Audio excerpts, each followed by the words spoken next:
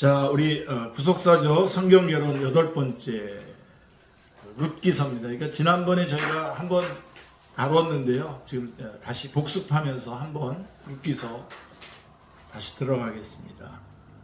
우리 조금 전에 우리 사사기서를 같이 나눴는데 룻기는 바로 이 사사들이 치리하던 때에 1장 1절에서 말씀하고 있죠. 이렇게 시작이 됩니다. 사사들이 치리하던 때에. 그러니까 사사기 말미에는 사사들이 치리하던 때에 있었던 두 편의 부록이 나오죠. 레위인들의 이야기가 두 개의 부록으로 나오는데, 그렇다면 이 사사기는 그 사사 시대에 있었던 또 하나의 부록입니다. 그러니까 룻기가 중요한 것은 이 룻기가 있음으로 해서 사사기가 이제 온전해지는 거죠. 그리고 이제 사무엘상으로 이렇게 연결을 하는데요. 자, 룻기로 말미암아 온전해지는 사사기. 자, 주님은 안식일을 범했다고 비난하는 유대인들에게 내 아버지께서 이제까지 일하시니 나도 일한다라고 응수하셨습니다. 성경은 하나님의 일하심, 즉 하나님께서 구원 계획을 어떻게 추진해 오셨는가를 계시해주고 있습니다. 쭉 내가 하리라 라고 하는 창세기 3장 15절 이후로 계속해서. 그러므로 성경에는 일관성과 통일성과 그 다음에 점진성이 있습니다. 그래서 마치 창세기라고 하는 시발력으로부터 요한계시록이라고 하는 종착역까지 놓여있는 선로와 같고, 건물에 비한다면 골조와 같은 뼈대가 있다는 말씀입니다. 그러므로 성경은 나눌 수도 없고 떼어놓을 수도 없는 것입니다. 한 권의 책이죠. 이걸 성경을 한 권의 책으로 보지 않을 때 문제가 생기죠. 성경은 한 권의 책입니다. 이를 가리켜 사도 바울은 영원부터 만물을 창조하신 하나님 속에 감춰졌던 비밀의 경륜이라고 에베소서 3장 9절에 말씀하고 있습니다.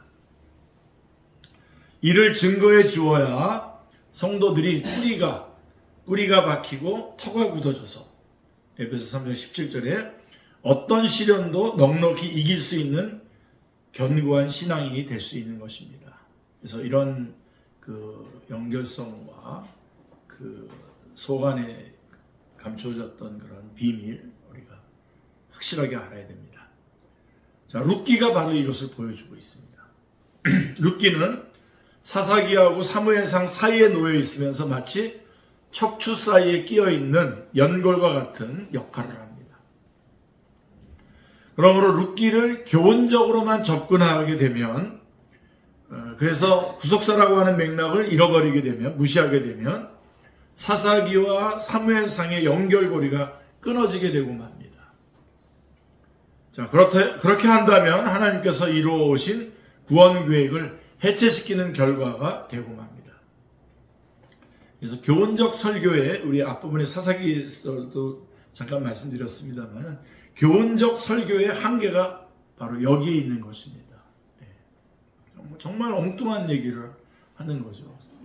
그래서 만약에 룻기에 대한 전통적인 관점은 아직 우리가 좀 성경 말씀을 깊이 있게 보지 못했던 그런 암흑기였던 사사시대에 찬란하게 빛을 발하는 샛별처럼 룻의 효행, 그리고 또 고부간의 사랑에 초점을 맞춰서 가정의 달 5월달에 단골매니로 취급되어 왔습니다. 저도 어렸을 때 이렇게 하지 않지 않았습니다. 저도 이런 설교들을 했고, 어떻게 시어머니하고 며느리하고 그렇게 싸우냐. 룻기, 우리는 그리스도인들은 룻기가 있는데 룻기 보면서도 그럴 수 있냐. 그랬던 기억이 납니다. 뭐 그렇게 할 수도 있겠죠. 자, 만약에 근데 그렇게 한다면 룻기는 춘향전이나 심청전과 같이 권선징악의 윤리적인 작품은 될지언정 하나님의 계시인 성경은 될 수가 없는 것이죠. 아니 그렇게 몰고 간다면 우리 그 유명한 요한복음 5장 39절 존 메가더 목사님도 이 기절을 굉장히 좋아하던데요. 요한복음 5장 39절의 말씀을 보십시오. 같이 한번 읽겠습니다. 너희가 성경에서 영생을 얻는 줄 생각하고 성경을 연구하거니와 이 성경이 곧 내게 대하여 증언하는 것이니라. 예. 그러니까 우리는 룻기를 통해서도 그리스도를 만나야 하고 룻기를 가지고도 복음을 전할 수 있어야 합니다. 룻기 안에서 예수 그리스도와 그 구속의 역사를 볼 수 있어야 합니다. 자, 그래서 한번 추적해 들어가 보죠. 자, 룻기의 연결고리. 자, 사사기는 그때의 이스라엘의 왕이 없으므로 라고 이렇게 끝을 맺고 룻기는 이렇게 시작합니다. 이새는 다윗을 낳았더라 라고 이렇게 끝을 맺고 있습니다. 그러니까 우리가 얼마나 둔감한가 보십시오. 여러분 한번 체킹해 보세요. 다윗은 이새의 맏아들이 아니잖아요. 근데 막내입니다. 막내인데 이새는 다윗을 낳았고 이렇게 했는데 아무도 이의를 제기하지 않아요. 이새는 엘리압을 낳고 이래야 되거든요. 엘리압이 제 장자인데. 근데 막내인 다윗을 낳았다라고 이렇게 말하고 있습니다. 자, 그래서 우리는 이새는 다윗을 낳았더라라고 하는 말씀에 별 이의를 제기하지 않는데 이를 대할 때에 우리는 당연히 물어야 됩니다. 무엇을 말씀하기 위해서 다윗을 낳았더라라고 말씀하시는가? 그러니까 이새의 어떤 가정 환경을 좀 점검하려고 하는 게 아니라 바로 다윗 왕에게로 연결하고 있는 것이죠. 이는 왕이 없는 줄로 여기고 제멋대로 행하는 그 사사시대에 하나님은 왕을 준비하고 계셨음을 계시해주고 있는 것입니다. 이것이 룻기의 첫 번째 주제입니다. 그러니까 왕을 준비하고 계시는 하나님. 그래서 룻기에 등장하는 중요한 인물은 룻과 보아스입니다. 보아스는 룻을 맞이하여 오벳을 낳았습니다. 그런데 룻기는 오벳을 낳았더라고 하고 끝나지 않아요. 그게 아니라 오벳은 이새를 낳았고 이새는 다윗을 낳았더라라고 4장 22절에 다윗까지 더 나가고 있습니다. 그러므로 룻기 다음 책인 사무엘상에서 너는 뿔에 기름을 채워가지고 가라. 내가 너를 베들레헴 사람 이새에게로 보내리니 이는 내가 그의 아들 중에서 한 왕을 보았느니라. 지난번 성경에는 예선해 놓았느니라 라고 이렇게 되어 있는데요. 사무엘상 16장 1절에 그리고 준비해 놓으신 왕이 바로 다윗임을 말씀하고 있는 것입니다. 자, 그렇기 때문에 룻기가 사사기와 사무엘상을 연결해주는 연결과 같다고 한 것입니다. 자, 그러므로 우리가 주목해야 할 점은 다윗의 족보를 보아스로부터 시작하고 있는 것이 아니라 더 올라가요. 또 여기서는 아까는 쭉 다윗까지 내려왔는데 더 올라가요. 그래서 베레스의 계보는 이러하니라 라고 베레스까지 소급해 올라가고 있다는 점입니다. 자, 그러면 여러분 베레스까지 소급해 올라갔으면 누굽니까? 베레스는 다윗이 유다에게 낳아준 베레스라고 4장 12절에 설명해 줌으로써 다윗의 뿌리가 유다 지파의 자손임을 밝혀주고 있는 거죠. 그래서 유다 지파니까 그 위에 야곱, 이삭, 아브라함으로 이어지는 쭉 그 아브라함 언약, 유다 지파로 쭉 이어지는 거죠. 자, 다윗의 뿌리를 유다까지 거슬러 올라가 보여주는 의도가 무엇입니까? 자, 야곱이 죽기 전에 유다 지파에 대해서 예언한 바가 있죠. 같이 한번 읽겠습니다. 창세기 49장 10절. 규가 유다를 떠나지 아니하며 통역자의 지팡이가 그 통치자의 지팡이가 그 발 사이에서 떠나지 아니하기를 실로가 오시기까지 이르리니 그에게 모든 백성이 복종하리로다. 실로가 오시기까지, 그러니까 당사자가 올 때까지, 그러니까 결국은 예수 그리스도께서 오실 때까지 이것이 쭉 유다 지파에서 왕이 이어질 것이다라고 하는 예언입니다. 그러니까 하나님께서 준비해 놓으신 사무엘상 16장 1절에서 말했던 하나님께서 준비해 놓으신 다윗이 이 정통을 이어받은 줄기임을 보여주기 위해서 유다 지파의 자손임을 밝히고 있는 것입니다. 그러니까 여러분 룻기서가 얼마나 중요합니까? 이것을 이어주고 있지 않습니까? 그러므로 이스라엘의 정치사의 초대 왕은 사울이지만 구속사의 초대 왕은 누굽니까? 다윗이죠. 예. 이 점이 사울 왕을 가리켜 너희가 구한 왕, 너희의 택한 왕이라고 말씀하는 데서도 드러납니다. 그리고 이 구속사의 맥은 여기서 끝이 아니라 하나님께서 다윗에게 내가 내 몸에서 날 내 씨를 내 뒤에 세워 그의 나라를 견고하게 하리라 라고 했던 다윗 언약, 사무엘하 7장 12절에 그리고 7장 16절에 내 집과 내 나라가 내 앞에서 영원히 보존되고 내 왕위가 영원히 견고하리라 라고 세워주신 메시아 언약으로 이어지고 있는 것입니다. 큰 두 기둥이죠. 그죠? 창세기 3장 15절에서의 원복음으로부터 내가 하리라. 그리고 창세기 22장으로 이어지는 12장부터 쭉 22장까지 이어지는 아브라함 언약. 그 메시로 말미암아 천하 만민이 복을 얻으리라. 그리고 다시 이제 사무엘 하에 나오는 7장에 나오는 그 다윗 언약. 그 왕위가 영원할 것이다라고 하는 그 메시아 언약으로 이것이 이어지게 되고 다시 아브라함과 다윗의 자손 예수 그리스도의 계보라라고 하면서 마태복음 1장 1절로 이어지면서 다 이루었다. 요한복음 19장 30절에 다 이루었다라고 하는 것으로 이어지고 그 모든 결과가 완성되어서 요한계시록 20장 6절 이루었다라고 이렇게 말씀해주고 있는 거죠. 이게 쭉 이어지는 겁니다. 그리고 이제 이 다윗 언약은 다시 이제 아까 저는 마태복음 얘기했지만 지금 여기 다시 한번 여기서 다윗 언약은 누가복음 1장 31절로 33절에서 예수 그리스도에게서 성취가 되죠. 같이 읽겠습니다. 보라 내가 잉태하여 아들을 낳으리니 그 이름을 예수라 하라. 그가 큰 자가 되고 지극히 높으신 이의 아들이라 일컬어질 것이요 주 하나님께서 그 조상 다윗의 왕위를 그에게 주시리니 영원히 야곱의 집을 왕으로 다스리실 것이며 그 나라가 무궁하리라. 말할 필요도 없죠. 사무엘 하에서 말씀했을 때 그 바로 직접적으로는 솔로몬을 가리키는 말이지만 궁극적으로는 바로 예수 그리스도를 가리키는 것이죠.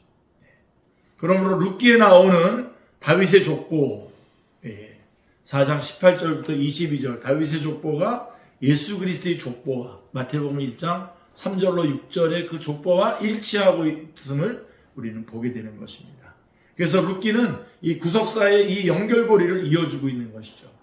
그래서 이게 룻기서의 아주 중요한 주제가 이 왕, 다윗 왕으로 이어지는 메시아 언약이 연결되고 있는 것을 보게 되고요. 또 하나 여기 룻기서는 또 예수 그리스도를 또 증언해주고 있는데요.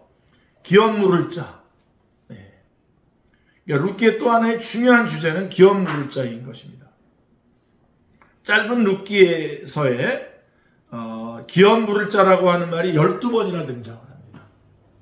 기업 물을 자란 어떤 사람이 하나님께 받은 기업을 빚으로 인하여 잃게 되었을 때에 그 값을 대신 갚아주고 잃었던 기업을 되찾아 주어야 할 가까운 친족을 가리키는 것입니다. 자, 예를 들면 분배받은 땅을 잃었을 때, 그 다음에 자식이 종으로 팔렸을 때, 레위기에 나오죠. 레위기 25장 25절에. 그리고 대를 이을 자식이 없어서 죽었을 때, 그리고 계대 결혼, 우리 여기 룻기서에 나오죠. 룻기서의 그 관계대에서 나오는데 계대 결혼을 통해서 대를 이어주는 일, 이게 이제 바로 기업 물을 자가 되는데요. 기업 물을 자의 자격은 세 가지가 자격이 있어야 돼요. 자격 요건은 첫째, 가까운 친척이어야 됩니다. 그리고 자원해야 돼요. 원하지 않으면 안 돼요.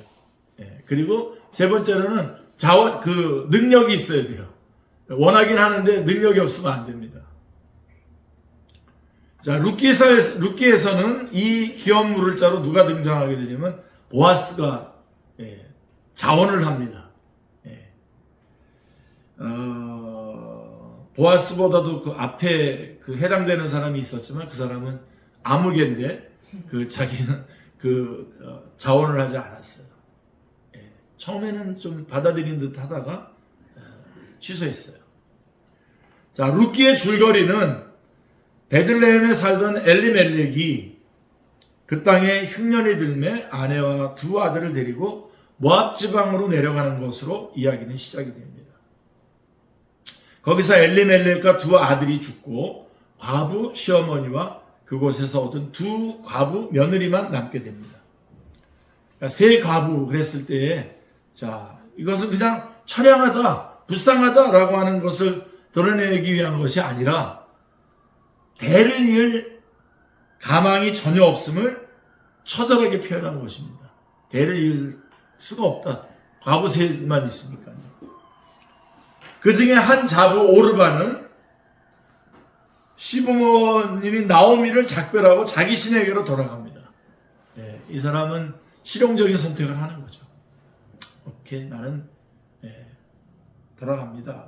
근데 다시 자기 신에게로 돌아가는데 룻은 이렇게 말합니다. 1장 16절로 17절 우리 같이 한번 읽어보겠습니다. 룻이 이르되 내가 어머니를 떠나며 어머니를 따르지 말고 돌아가라 강건하지 마옵소서. 어머니께서 가시는 곳에 나도 가고 어머니께서 머무시는 곳에서 나도 머물겠나이다. 어머니의 백성이 나의 백성이 되고 어머니의 하나님이 나의 하나님이 되시니. 예.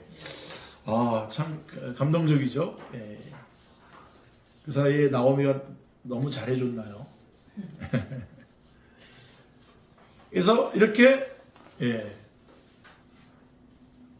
계속해서 16절 그 다음 17절 16절까지만 읽었는데 같이요. 어머니께서 죽으시는 곳에서 나도 죽어 거기 묻힐 것이라. 만일 내가 죽는 일 외에 어머니를 떠나면 여호와께서 내게 벌을 내리시고 더 내리시기를 원하나이다 하는지라. 예.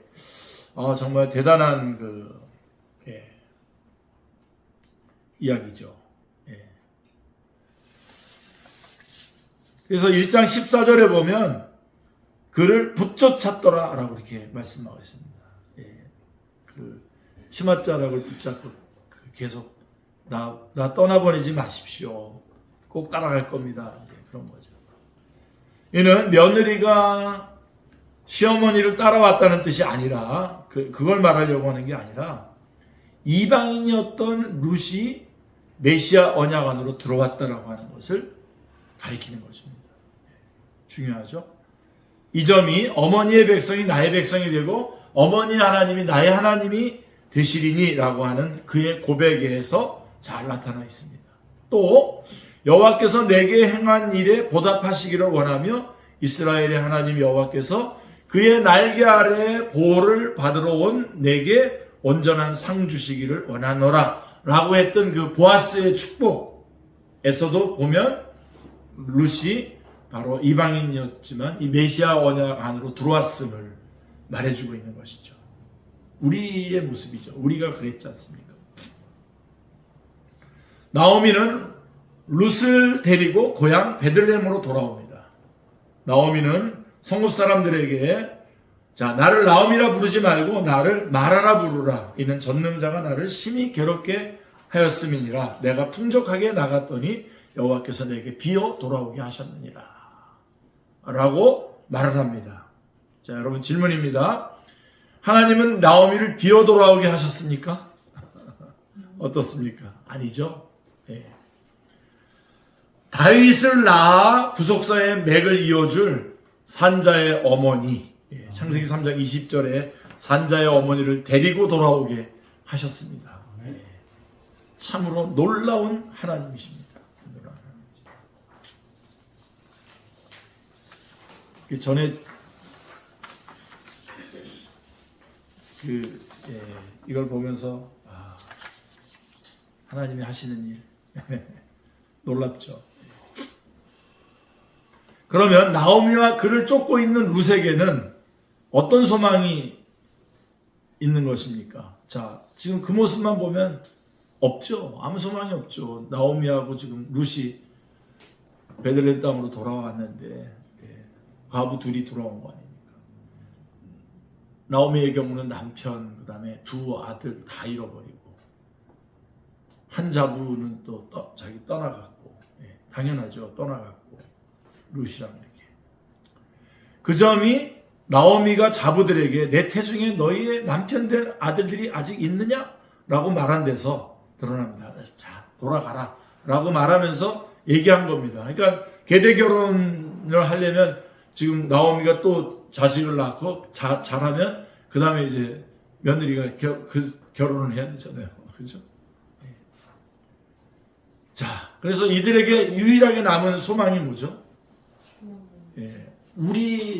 우리에게 우리가 죄와 사망과 심판과 지옥의 길을 가고 있었을 때 우리에게 유일한 소망이 예수 그리스도였듯이 이들에게 유일하게 남은 소망이 있다면 기업 물을 자를 만나는 일입니다. 기업 물을 자. 이게 바로 오늘 룻기서가 말해주는 예수 그리스도인 거죠. 기업 물을 자. 첫 번으로 가까운 친족 중에 아무개는 나는 내 기업에 손해가 있을까 하여 나를 위하여 물으지 못하노라 라고 나오미를 부인합니다. 이때 보아스가 그 다음 순서였는데 기업 물을 자로 자원을 합니다. 그리하여 룻을 맞이하여 대를 이어줄 아들을 낳게 됩니다. 그러므로 룻기의 요절은 4장 14절이라고 할 수가 있는데요. 같이 한번 읽겠습니다. 여인들이 나오미에게 이르되 찬송할지로다 여호와께서 오늘 내게 기업 물을 자가 없게 하지 아니하셨도다. 그러면서 하나님을 찬양합니다. 너무나 명확하죠. 이걸 보면서 예수 그리스도를 보내주신 하나님.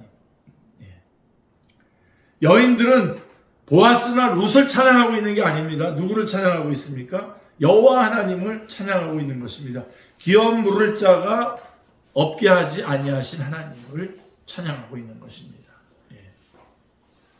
왜냐하면 기쁨을 잃어버리고 나오미죠. 기쁨을 잃어버리고 괴로움, 마라가 괴로움이 되어 돌아온 그에게 기업 물을 자가 있게 해주신 것은 자신에게 그럴 만한 가치가 있어서가 아니라 전적인 하나님의 은혜임을 알았기 때문에 그렇게 된 것이죠. 그런데 우리는 여기서 한 걸음 더 나가야 됩니다. 여기까지만 얘기하면 안 되고요.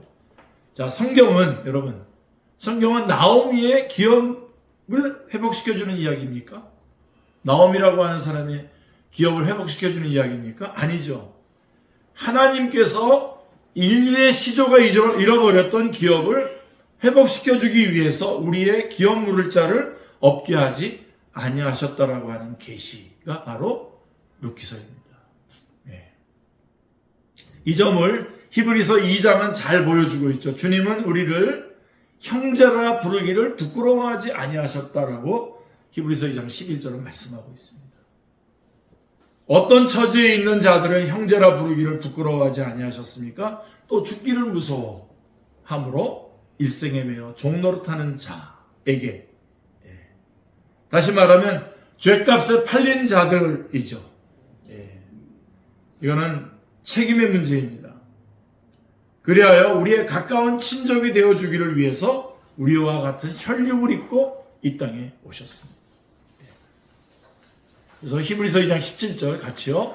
그러므로 그가 범사의 형제들과 같이 되심이 마땅하도다. 이는 하나님의 일에 자비하고 신실한 대제사장이 되어 백성의 죄를 속량하려 하심이라 말씀하고 있습니다.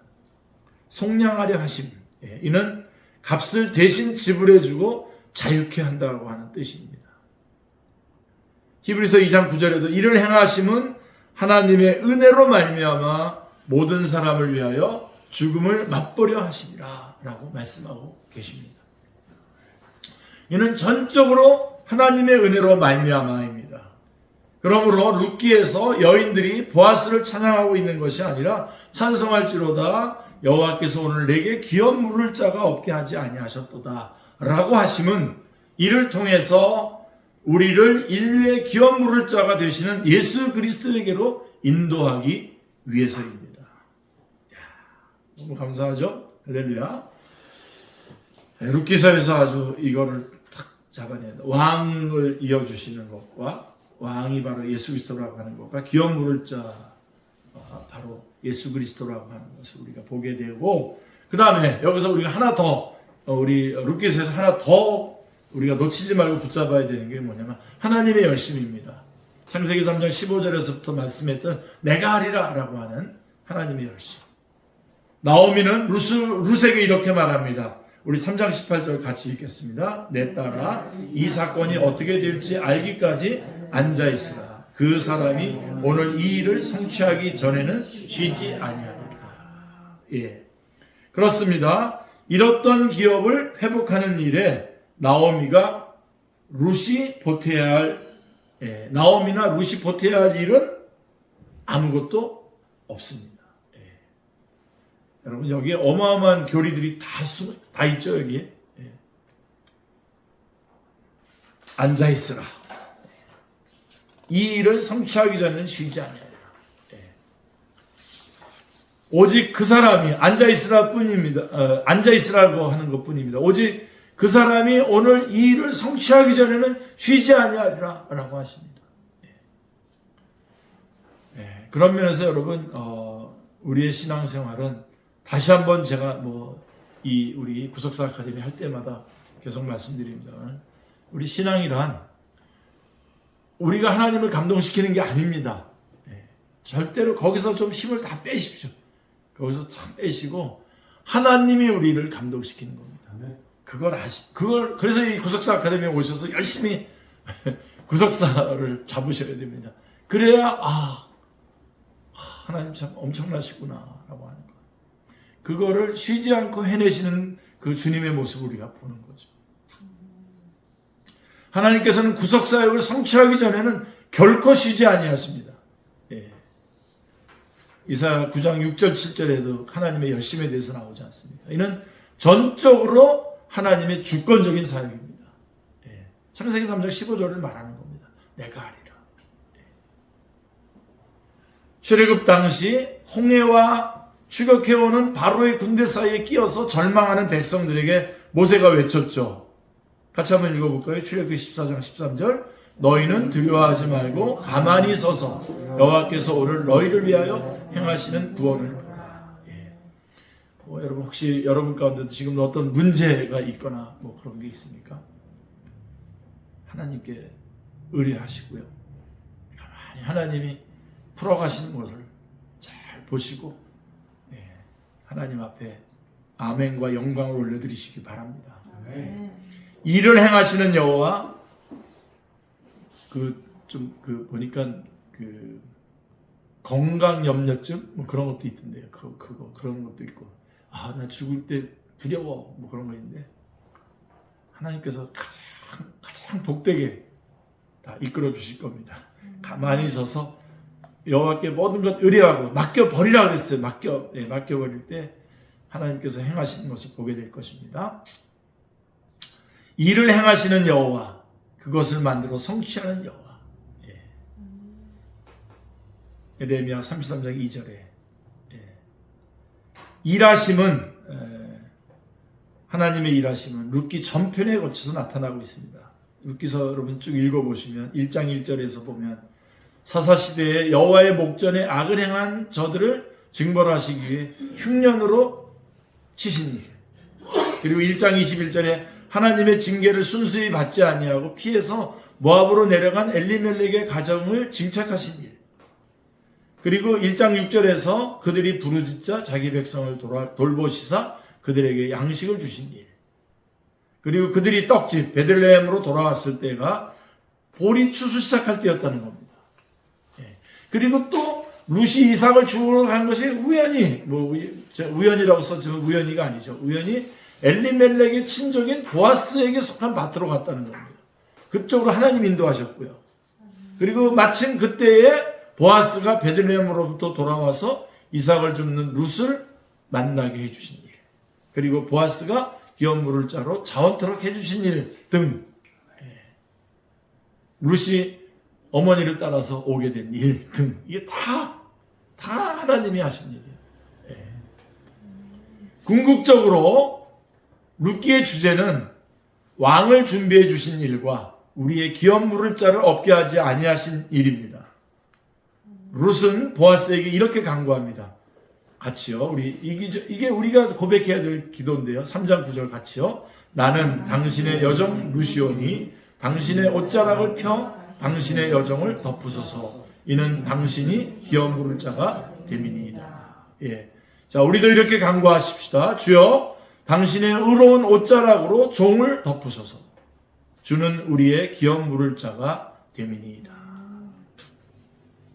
우리에게 영원한 왕을 주시고 우리에게 기업 물을 자를 없게 하지 아니하신 하나님을 찬양합니다.